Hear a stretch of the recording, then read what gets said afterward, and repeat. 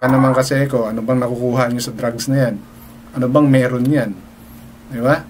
Pansamantala lang yung tama niyan. Okay, high ka nung una, active ka, feeling pogi ka, feeling sikat ka, talagang high moral ka. Pag nawala yun, daig mo pa ata yung lantang gulay dyan eh.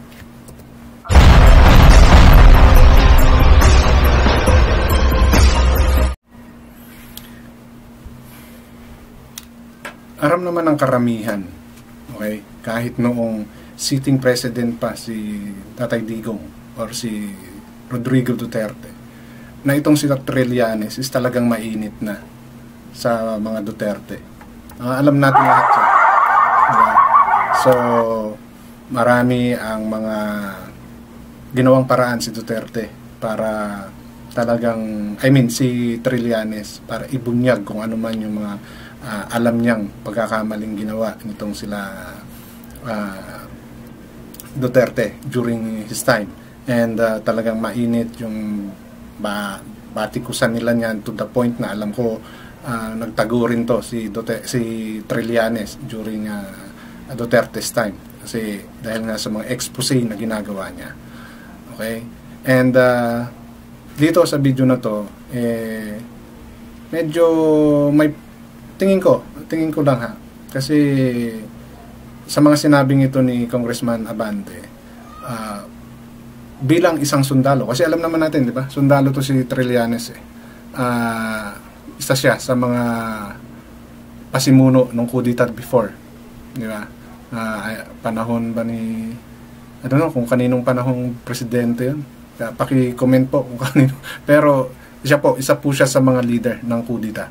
And after that, diba, nakulong, laya, tumakbo ng pagka-senator. Iba talaga yung pattern dito sa sa Pilipinas. Yung mga nakakasuhan pag lumabas, nagiging politiko. Okay?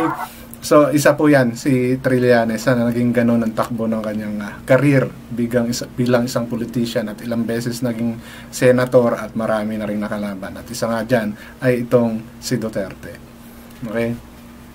Ang aking bibigyan po ng pansin dito is yung mga sinabi ni Congressman Abante. Okay? Bilang isang sundalo at bilang, di ba, dating senator, ayun nga, pagiging sundalo niya, na isa sa kanilang pinanumpaan ay yung maging tapat sa kanilang inang bayan sa Pilipinas, di ba? So ito po kung bakit ko nasabi na may maganda yung mga nabitawang salita rito ni Congressman Abante.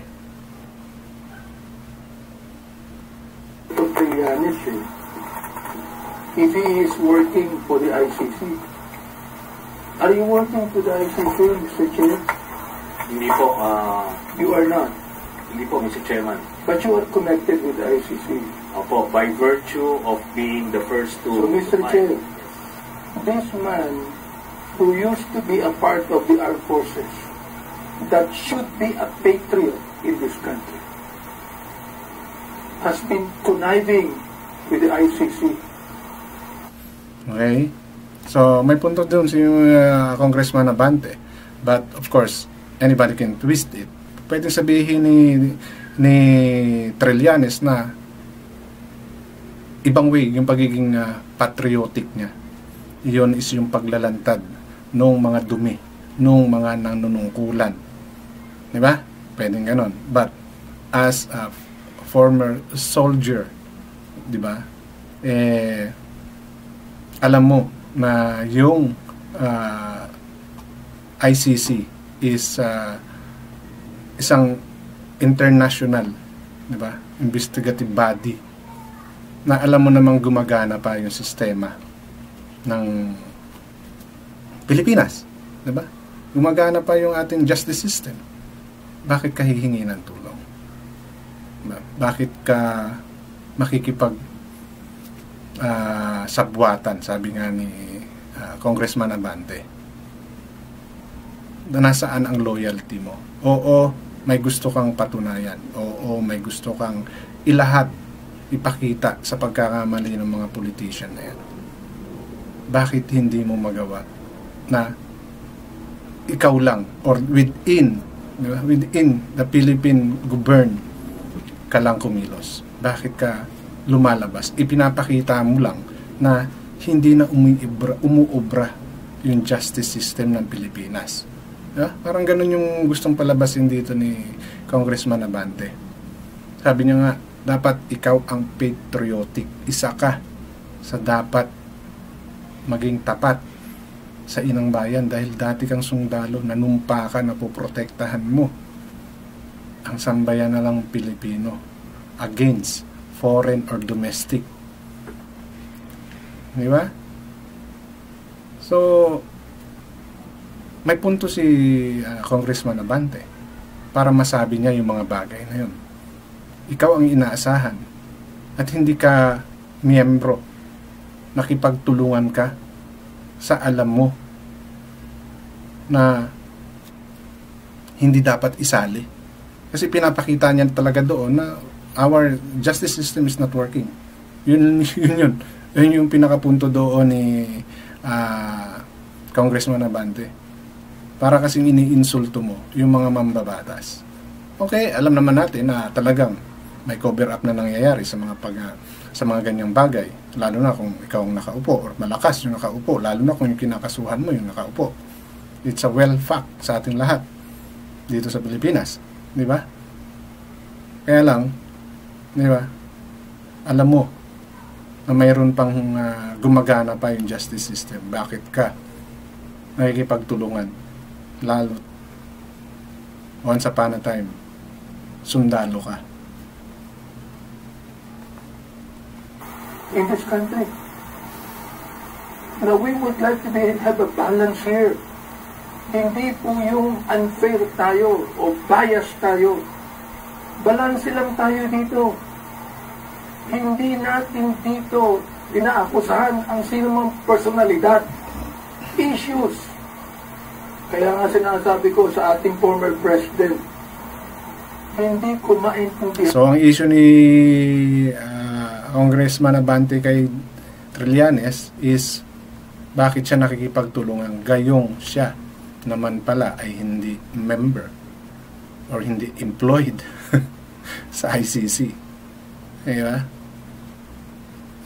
Naintindihan ko rin naman yung kay Trillanes kasi siguro during the time wala na hopeless na siya, so nag-resort na siya sa pagpunta sa ICC. Kaya nga siguro rin umalis ang Pilipinas sa pagiging member ng ICC dahil nga dyan sa alam na ni Duterte yung mangyayari. For sure na pag-aralan nila yan. Kaya umalis sa ICC. Ang punto naman dito ni Congressman Abante, sa opinion ko lang, is we still have a justice system. Bakit hindi doon muna? Diba? Bakit hindi tayo doon muna dumepende? Lalo na ngayon, wala na sa posisyon, di ba? Si Duterte. And he has all the evidence, di ba? Matagal na nga hindi nakaupo si Duterte. Bakit hindi niya, the moment na bumaba si Duterte, di ba? Kung talagang pinupurso niya yan, bakit hindi niya kagad nilaban? Na ilang taon nang wala sa pagka-presidente si Duterte, di ba? Kung bakit kinakailangan pumatay tayo ng 30,000 people sa war on drugs. Naniniwala po ako sa war on drugs, Mr. President. Suportado ko na ayaw natin ang bansang Pilipinas mahulog sa kuko ng mga drug pushers and drug lords. Ang nakakapagtaka lang, Mr. Chair, kung bakit kakaunti lang ang napapatay ng mga drug lords at drug traffickers at libo-libo ang napapatay ng mga drug pushers at daan-daan ang napapatay ng mga drug pushers. Huwag natin pag-usapan dito ang ideolohiya. Pag-usapan po natin dito kung paano natin pagagandahin ang bansang Pilipinas. Yan po ang pag-usapan natin dito. tulad ng nasabi ko sa mga nauna ko ng video, na kung walang bibili, which are the users, walang magbebenta, which are the pusher. Diba? Kung walang magmamanufacture, yung mga drug lords, walang pusher at walang user. So ano yung pinakamabilis na gawa ng aksyon na walang proteksyon? Ang pusher sigurado may protector yan, especially ang drug lords, di ba? So sino yung mga walang protector? Yung mga user. At sila yung may pinakamarami, di ba? Maraming user. So kaya sila yung, sabihin na natin, biktima ng war on drugs. Kaya lang kasi, tulad ng sinasabi ko, kung walang bumibili, walang magbebenta at walang magmanufacture. That's one way. Okay? Ano na lang yan kumbaga, it takes a simple logical thinking. Di ba? So kung maraming tumatangkilik, maraming magbebenta. At kung maraming nagbebenta, maraming na ibebenta, may negosyo dyan. So papasukin yan ng mga drug lords, ng mga financer. Di ba? So, kung hindi mo makuha yung pinakaugat, magsimula ka doon sa pinaka mababa. Okay? Yun nga lang ang masakit. Kasi may mga nadadamay na hindi dapat madamay. Okay? Totoo yung sinasabi ni Congressman Abante na kailangan talaga nating ayaw natin na tayo maging drug cartel barang araw, na tayo yung maging drug hub, diba? So dapat magkaroon talaga ng batas, ng will ang mga politicians para masugpo talaga yung pinakaugat. Dahil hanggat may pumuprotekta sa mga pushers at drug lords, patuloy lang na madadamay or magiging biktima yung mga user. Kaya kayong mga user, tigilan nyo na yan dahil kayo lagi ang unang nagiging biktima kapag may war on drugs. Tataka naman kasi ko, ano bang nakukuha nyo sa drugs na yan? Ano bang meron yan? Di ba? Pansamantala lang yung tama niyan. Okay, high ka nung una, active ka, feeling pogi ka, feeling sikat ka, talagang high moral ka. Pag nawala yun, daig mo pa ata yung lantang gulay dyan diba? And you're ruining your life, and not only your life, yung mga taong nasa paligid mo pag wala ka ng pangbatak or panggamit dyan. Yan lang hindi ko maintindihan kung bakit maraming nawiwili sa drugs na kung tutusin wala namang kwenta. Okay, so issue lang po tayo, walang personalan. Kung ano man po yung mga nasasabi ko sa content ko, yun po ay pawang aking opinion na maaaring mali sa inyo, pero opinion ko po yun. At I'm willing to accept my mistake if there is any. Just comment on our comment section. So hanggang dito na lamang, maraming salamat.